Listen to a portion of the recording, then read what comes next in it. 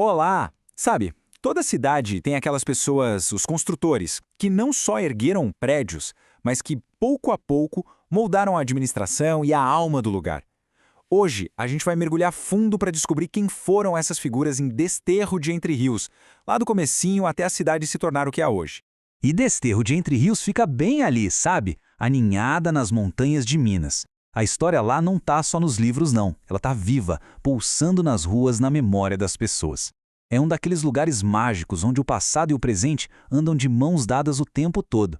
Bom, para a gente entender essa construção toda, nosso roteiro de hoje vai ser uma viagem no tempo. A gente começa com os pioneiros, passa pela época em que os militares davam as cartas, vê o nascimento da administração civil, acompanha a luta pela emancipação, a criação das legislaturas e, no final, a gente reflete sobre o legado disso tudo. Vamos nessa?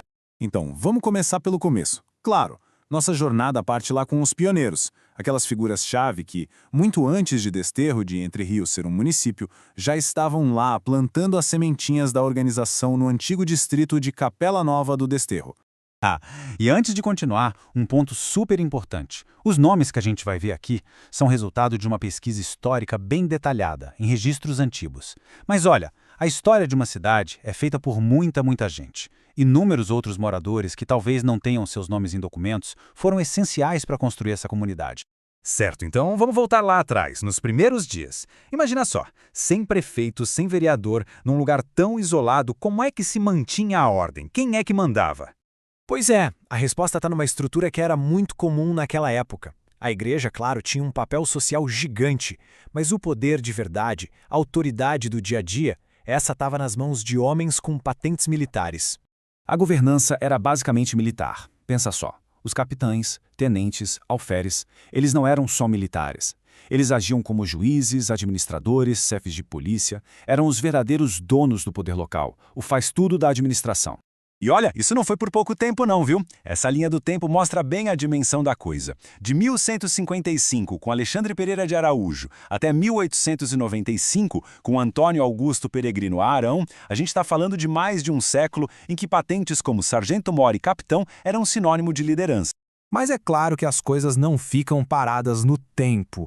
O distrito foi crescendo, né? Mais gente, mais comércio, mais fazendas. Chegou uma hora que a organização precisava ser mais do que só manter a ordem. Era preciso uma estrutura civil de verdade. E a gente tem uma fonte histórica que é um verdadeiro tesouro para entender essa transição. O Almanaque Provincial de 1869. É como se fosse uma fotografia da administração local daquela época. E aqui está o retrato de 1869. Dá uma olhada na estrutura. Não eram mais só militares. Já tinha juiz de paz, subdelegado, escrivão para cuidar dos papéis, até fiscal. E a lista ainda traz fazendeiros e comandantes. Isso mostra que a organização civil já estava bem mais robusta, bem estabelecida. E no meio desses nomes todos, um chama atenção: Capitão Antônio de Pádua Ribeiro. Ele não era só juiz de paz e um grande fazendeiro. Ele tinha uma conexão de peso. Era sobrinho-neto do inconfidente José de Rezende Costa. Imagina o prestígio e influência que isso não dava para ele na região. Aí o jogo vira de vez. O Brasil muda com a proclamação da República em 1889 e essa onda de mudança chega em Desterro, claro. O cenário político se transforma e o distrito começa a sonhar mais alto, a trilhar o caminho para virar uma cidade de verdade.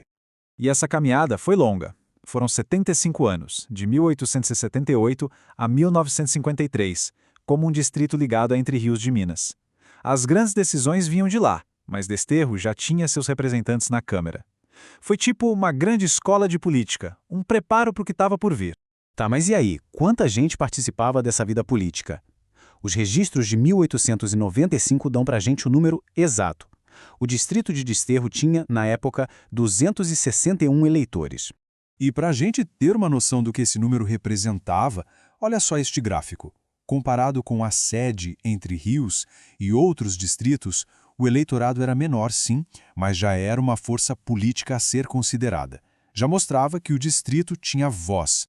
E então, o grande dia chegou. Depois de décadas de espera, de amadurecimento político, em 12 de dezembro de 1953, Desterro de Entre Rios finalmente conquista sua emancipação. Nascia ali um novo município. A prefeitura foi instalada oficialmente em 1º de janeiro de 1954, e de lá para cá, a vida democrática nunca mais parou. A cidade já viveu 18 legislaturas completas, é a história recente sendo escrita ano a ano. E quem foram os primeiros a pegar nesse leme? Esses foram os pioneiros da era municipal. Pensa na responsabilidade. Prefeitos como Antônio Vieira de Lima e José Felizbino da Silva tiveram a missão gigantesca de criar, praticamente do zero, toda a estrutura da nova prefeitura.